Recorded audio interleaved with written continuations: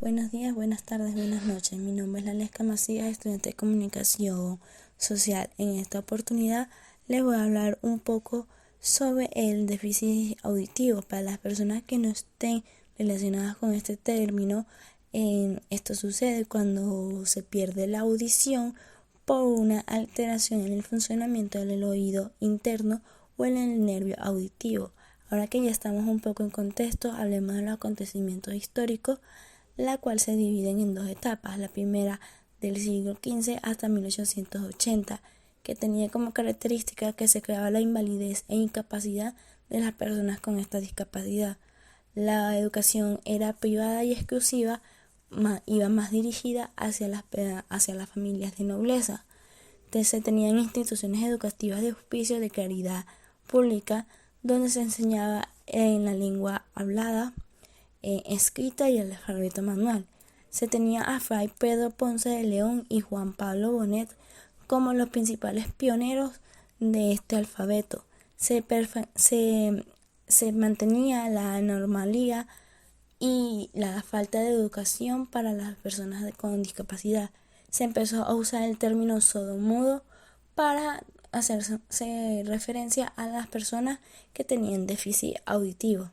La segunda etapa va desde 1880 hasta mediados del siglo XX, donde tenía como característica la primacía de la lengua oral y la erradicación de los gestos.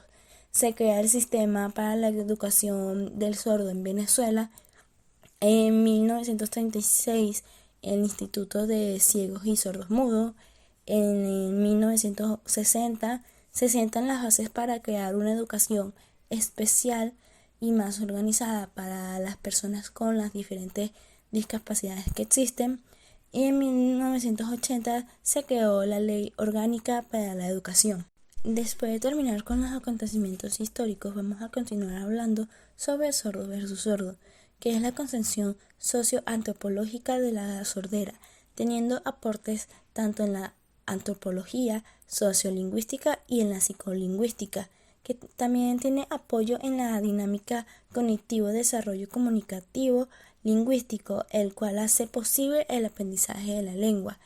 También está el bilingüismo bicultural, que esto sucede cuando el niño nace en el núcleo de una familia sordomuda, lo que ocasiona que su ambiente comunicacional sea más positivo y tenga más afectividad y relación con su cultura. Pero también suele suceder en más del 90% de los casos que los niños sordos nacen en familias de padres oyentes, y estos utilizan más que todo en lengua hablada como forma de comunicación, lo que tiene como consecuencia que no se desarrolla una dinámica comunicativa de calidad que potencie el desarrollo cognitivo, lingüístico y social del niño. Para tocar estos puntos, me gustaría continuar hablando de la situación actual de la educación del déficit auditivo dentro del país. En la actualidad se pueden encontrar varias entidades educativas especializadas en la educación para los niños con déficit auditivo, aunque de igual forma faltan seguir con más reformas en esta área de la educación, ya que en cada universidad del país se debería tener un intérprete de señas para las personas con dicha discapacidad. La lengua de señas también nos sirve como una herramienta de inclusión, y para seguir desarrollando esta como la extensa herramienta de inclusión que es, se debería ser enseñada en las escuelas desde temprana edad como una tercera lengua, para que así más personas la conozcan y para seguir priorizando. Y para finalizar, hablemos un poco de la importancia de la lengua de señas en el déficit auditivo.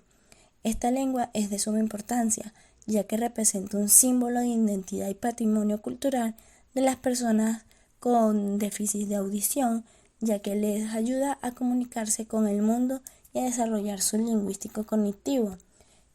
Esto fue todo. Muchísimas gracias por su atención.